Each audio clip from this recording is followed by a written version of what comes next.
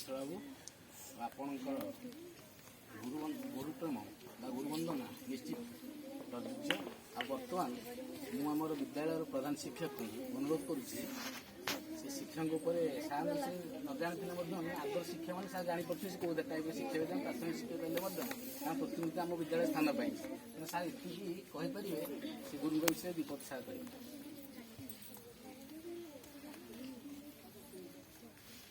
स्वागत अद्वितीय शिक्षक आदर्श शिक्षा श्रीजुक्त बांछाती प्रतिहारी चरण कमल मोर कोटि नमस्कार।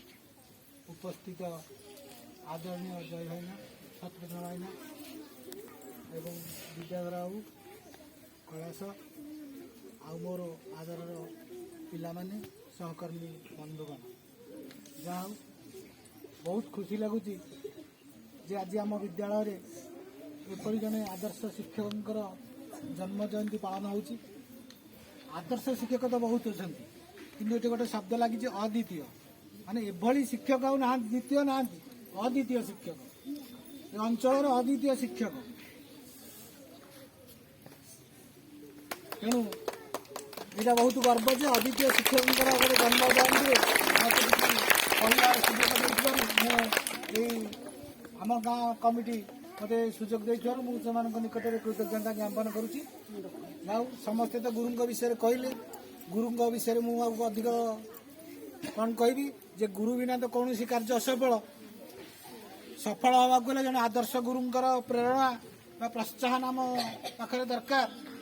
ये मन रखु गोटे मल्ली फूल से फुटिले तार बास्ना जी नुह मल्ली फूलटा झाउली गला मरीगला ता बास्नार जो अतर तैयारी हुए तार महक आहूरी बहुत। तेणु आदर्श गुरु जो कार्य कर एति दिन है पर भी तांकर जो आदर्श प्रतिभा आम अनुभव करके जन्म जयंती पालन करुचे से आम निजक भाग्यवान मन करुचे। आम एभली काम करवा जमी मृत्यु पर भी केते वर्ष 32 वर्ष पर भी आम तेणु आम समस्ते एभली काम करवा एमती शिक्षक हवा जी समाज रे शिक्षक हो डाक्तर हो जी जो श्रेणी हो पचे एभली काम करवा जमी मृत्यु पर आमको समस्ते मन रखिए। आउ बहुत समय चले विशेष किसी कहूनी ये कही मोर वक्तव्य शेष कर।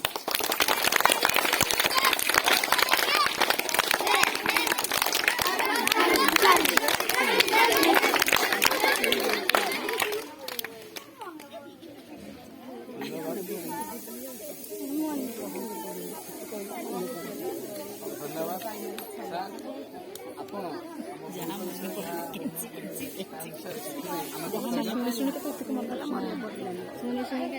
पिले टिके नागु आमर मु टिके 2 मिनिट कहीदेवी टे शुण खाली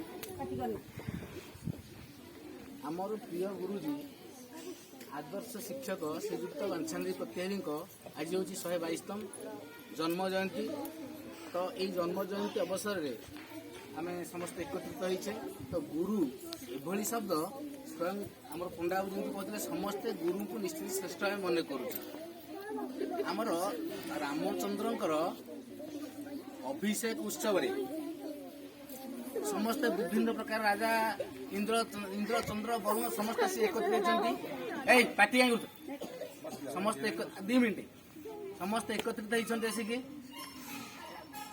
इंद्रंकर सारथी मातोली सी मजा आसी समस्त राजसभा भितर पशिले कि सी बाहर मातोली कौन कले से चतुर्श्रेणी कर्मचारी भाया सी बाहर एक रहे नारदर मन है कही ना भल लगे नुह नारद कौन कले से कहले भल कथा मातोली अरे मातोली तुम कहीं एक कर ना आज्ञा मुझे गोटे चतुर्श्रेणी कर्म तलतलिया लोक मु तलतलिया लोक हिसाब से जब कौन भितर को जीवी ना असुविधा कौन ना आज्ञा गले मुझे क्या नमस्कार हेबी मु नमस्कार मो मेरुदंड स्पाइनाल कड़ कम भी आते समस्ते बस राजा महाराज समस्ते बस तेणु मु भितर आया जीवन मुझे बाहर ना हा तुम कि जान ना कौन ना आज कार हूँ स्वयंवर ना रामकर ना रामचंद्र रामपरा स्वयं विष्णु तेणु तुम तो गोटे नमस्कार हो गले राम को नमस्कार समस्ते पाइले असुविधा कौन अच्छी एमतिया कथा ना निश्चित सी कौन कले पिले मातली गले भितर जाकि राम केवल नमस्कार टे कले आउ क्या नमस्कार कले ना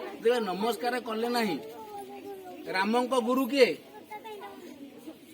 ରାମଙ୍କର ଗୁରୁ କିଏ? ବଶିଷ୍ଠ। ଜାଣିପାରୁନ ନା କଣ ରାମଙ୍କ ଗୁରୁ ବଶିଷ୍ଠ ଟି? ବଶିଷ୍ଠ ମାନେ କ୍ରୋଧାନ୍ୱିତ ହେଇଗଲେ, କହିଲେ କଣ ହେଲା? ଆରେ ରାମ ମୋର ଶିଷ୍ୟ, ସେ ତାକୁ କେବଳ ନମସ୍କାର କଲେ, ମୁଁ ଏଠି ଗୁରୁ ଥାଉ ଥାଉ ମତେ ସେ ନମସ୍କାର କଲେନି। ତେଣୁ ସାଙ୍ଗେ ସାଙ୍ଗେ ସେଠି ରାମଚନ୍ଦ୍ରଙ୍କୁ ନିର୍ଦ୍ଦେଶ ଦେଲେ, ହେ ରାମଚନ୍ଦ୍ର 7 ଦିନ ଭିତରେ ଏଇ ଲୋକଟାର ମୁଣ୍ଡ କଟା, ତମେ ମୁଣ୍ଡ କାଟିବ, ମୋ ପାଖରେ ଆସିକି ଅର୍ପଣ କରିବ। ରାମ ଅସୁବିଧାରେ ପଡିଗଲେ, କହିଲେ ଭଲ ହେଲା, ଗୁରୁଙ୍କ କଥା ମାନିବେ ନା ମାନିବେନି? ରାମ କହିଲେ ଆଜ୍ଞା ନିଶ୍ଚିତ ମୁଁ କରିବି। ସେଠୁ ବିଚରା ସିଏ କଣ କରିବ, କାନ୍ଦିକି ବାହାରିକି ଆସିଲା ଭୟରେ, ଅତି ଭୟରେ, କାରଣ ମତେ ଏବେ ଧରି ପକେଇ ରାମ କି ଆଉ। ମାତଳି କଣ କଲା, ତା ସଭା ଭିତରୁ ପଳେଇ ଆସିଲା। ମାତଳି ଯେତିକି ପଳେଇ ଆସି ବାହାରକୁ ଆସିକି ଧଇଲା କାହାକୁ? ଚୁଟିକି, ନାରଦ ଚୁଟି ଧଇଲା। ଆରେ ବୁଢା, ଆଉ ଭଲ ବୁଦ୍ଧି ପକେଇଛ, ମୁଁ ଜୀବନଟା ନେବାକୁ ବଢିଆ ପ୍ଲାନ୍ କରୁଛି ତୋରେ, ଚୁଟି ଧରିକି ଦିଘା ଘୋଷାରି ଦେଇଛି। ନାରଦ କହିଲା ରହ ରହ ରହ, ତମେ ନା କଣ ନା ବର୍ତ୍ତମାନ ମୁଁ 7 ଦିନ ଭିତରେ ମୃତ୍ୟୁଟା ନିଶ୍ଚିତ। ରାମ ହାତ ମତେ କିଏ ବଞ୍ଚେଇବ? ମୁଁ ମୃତ୍ୟୁ ନିଶ୍ଚିତ। ମାତଳି କହିଛି, କହିଲା ହଁ ବଞ୍ଚିବାର ବାଟ ବି ଅଛି। ନା କଣ? ନା ତମେ ପଳା ଅଞ୍ଜନା ପାଖକୁ ପଳା, ଅଞ୍ଜନା ଯେତିକି ଚାହିଁବେ ତମେ ତମର ବଞ୍ଚିଯିବ ଆଉ। ସେ ଅଞ୍ଜନା ପାଖକୁ କିଲି କାଛା ହେଇକି ଧାଇଁଲା ଆଉ। ଅଞ୍ଜନା ପାଖରେ ଆଶ୍ରୟ ନେଲା, ନା ମା ମୁଁ ଟିକେ ରହିବି। ନା ହଁ ରହୁନ, କିଛି ଅସୁବିଧା ନାହିଁ। ତା ଶରଣ ପୂର୍ଣ୍ଣ ହେଇଗଲା। ଅଞ୍ଜନା ପାଖରେ ଯାଇକି ସେ ପାଖରେ ଅଞ୍ଜନା ପାଖରେ ରହିଲା। ଅଞ୍ଜନା ପାଖରେ ରହିଲା ପରେ ଇଏ କଣ କଲେ, ନିର୍ଦ୍ଦେଶ ଦେଲେ ରାମ ହନୁମାନଙ୍କୁ ନିର୍ଦ୍ଦେଶ ଦେଲେ, ଏ ହନୁମାନ ସେ ଲୋକଟା କୁଆଡେ ଖସିକି ପଳେଇଲାଣି, ତାକୁ ଖୋଜିକି ଏଠିକି ଆଣ। ହନୁମାନ କଣ କଲେ, ଖୋଜିଲେ, ଆଉ ଖୋଜି ଖୋଜି କୁଆଡେ ପାଇଲେନି। ପାଇଲେନି ଯେତେବେଳେ ବାଟରେ ଦେଖିଲେ, ନା ହନୁମାନ କଣ ବ୍ୟସ୍ତ? ନା ବ୍ୟସ୍ତ ମାନେ ମୋ ଜୀବନଟି ଯିବ, 7 ଦିନ ଭିତରେ ମୁଁ ଆଣିକି ପହଞ୍ଚ ନ କରେ ମାତଳି କି ମୋ ଜୀବନଟି ଯିବ। ନା ମାତଳି ଏଇ କଥା, ଆଉ ଯାଉନ ଦେଖିବ ଅଞ୍ଜନା ପାଖରେ। କିଏ କହୁଛି? ନାରଦ। ଅଞ୍ଜନା ପାଖରେ ସେ ଥିବେ। ଇଏ ଗଲା ଆସିକି ସିଏ ନେଇ କଣ କରୁଛି, ନା ରାମ ନାମ ଗାଉଛି। ଅଞ୍ଜନା କୋଳରେ ବସିକି ସେ ରାମ ନାମ ରାମ ନାମ ରାମ ନାମ ନେଇ ଚାଲିଛି। ହନୁମାନ ଯାଇ ପହଞ୍ଚିଲେ। ହନୁମାନ ଯେତେବେଳେ ପହଞ୍ଚିଲେ, ସିଏ ଯାଇକି ଲେଖିଲେ, ଅଞ୍ଜନା ମୋ ମା କୋଳରେ ବସିକି ରାମ ନାମ ଗାଉଛି ମାନେ ହନୁମାନ ବାଉଳି ହେଇକି ସିଏ ବି ଏଠି ରାମ ନାମ ନେଲେ। ଆଉ ଆସିବେ କଣ? ରାମ କହିଲା ବଡ ଅସୁବିଧା ନା, ହନୁମାନ କୁଆଡେ ଗଲା, ସିଏ ବି ସିଆଡେ। ତାପରେ ସେ ଭରତ, ଶତ୍ରୁଘ୍ନ, ଲକ୍ଷ୍ମଣ ସମତି ପଟିଲା ଧନୁ ତୀର ନେଇ ଯାହା ଖୋଜ ସେ ଲୋକକୁ, ହନୁମାନ ଯାଇକି ପାଉନି। ସଇଲା ତ କଣ, ବଡ କାମ ଜାଣି ଠିକ ଅଛି। ଆଉ 2 ମିନିଟ ସଇଲା। ଆଉ ସଇଲା ପରେ ହନୁମାନ କଣ କଲେ, ସିଏ ଏଠି ରହିଲେ। ଏମାନେ ଯାଇ ଶୁଣିଲେ ଆସିକି ସମସ୍ତେ ରାମ ନାମ, ଏଠି ବ୍ୟସ୍ତ ସମସ୍ତେ। ଇଏ ବି ଯାଇକି ସମସ୍ତେ ରାମ ନାମ ନେଲେ। ଏଠି ବଶିଷ୍ଠ କଲେ, କଣ 7 ଦିନ ଆଜି ପୂର୍ଣ୍ଣ ହବ? ନା ଆଜ୍ଞା ଧର ହନୁ ଚାଲ ଖୋଜ, ତମେ ନିଜେ ନେଲେ ହବନି। ବଶିଷ୍ଠଙ୍କ ସହିତ ରାମ ନିଜେ ଗଲା ଆସି ଖୋଜିକି ପାଇଲେ, ଏଠି ସେଠି ସମସ୍ତେ ରାମ ନାମ ନଉଛନ୍ତି। ଇଏ ବି ସେଠି ମିଶିଲେ। ଏଠୁ କଣ କରେ, ବଶିଷ୍ଠ କହିଲେ ଆଜ୍ଞା ଇଏ ଯେହେତୁ ରାମ ନାମ ନଉଛନ୍ତି, ଆଉ ରାମ ନାମ ନଉଛନ୍ତି, ସେଠି ଆଉ କଣ କରାଯାଏ? ବଶିଷ୍ଠ ନିଜେ ସେ ପ୍ରତ୍ୟାହାର କଲେ, ନାହିଁ ହେ ରାମଚନ୍ଦ୍ର, ସେ ମାତଳି କି ତୁମର ମାରିବାର କିଛି ଆବଶ୍ୟକ ନାହିଁ। ସେ ନିଜେ ପ୍ରତ୍ୟାହାର କଲେ, କିନ୍ତୁ ରାମଚନ୍ଦ୍ର ପ୍ରତ୍ୟାହାର କରିନାହାନ୍ତି। ଅର୍ଥାତ୍ ମୋର କହିବାର ଉଦ୍ଦେଶ୍ୟ, ମାନେ ରାମଚନ୍ଦ୍ର ନିଜେ କେତେ ଗୁରୁ ଭକ୍ତି କରୁଥିଲେ। ସିଏ ନିଜେ ଖୋଜିଛନ୍ତି, ଗୁରୁଙ୍କ ନିର୍ଦ୍ଦେଶ ମାନିକି ସିଏ ଖୋଜି ସମସ୍ତେ ଲଗେଇଛନ୍ତି। ବୁଝିଲେ ନା? ତେଣୁ ସେଇଭଳି ଆମେ ସମସ୍ତେ ନିଶ୍ଚିତ ଭାବରେ ଗୁରୁମାନଙ୍କୁ ଭକ୍ତି କରିବା। ସେ ରାମଚନ୍ଦ୍ର କୁହନ୍ତୁ, କୃଷ୍ଣ କୁହନ୍ତୁ, କହୁଥିଲେ କୃଷ୍ଣ କୁହନ୍ତୁ, ଯିଏ କୁହନ୍ତୁ ନା କାହିଁକି, ଗୁରୁ ବିନା ଆମେ କୌଣସି କାର୍ଯ୍ୟ କରିପାରିବା ନାହିଁ। ତେଣୁ ସମୟର ବହୁତ କମ୍ ଅଭାବ। ଏଠି ଆମର ବାବୁମାନେ ସମସ୍ତେ ବିଭିନ୍ନ ଯୋଜନା ତାଙ୍କର ପ୍ଲାନିଂ ଅଛି, ସେ ଆଗକୁ ତାଙ୍କର ଯିବେ। ତେଣୁ ଏତିକି କହିକି ଗୋଟେ ବକ୍ତବ୍ୟ ବନ୍ଦ କରୁଛି। ଆଉ କଥା, ଆଜି ଆମେ ବିଦ୍ୟାଳୟର ଶିକ୍ଷକ ବୁଦ୍ଧେଶ୍ୱର ସାହିଙ୍କୁ ଅନୁରୋଧ କରୁଛି ଧନ୍ୟବାଦ ପ୍ରଦାନ କରିବା।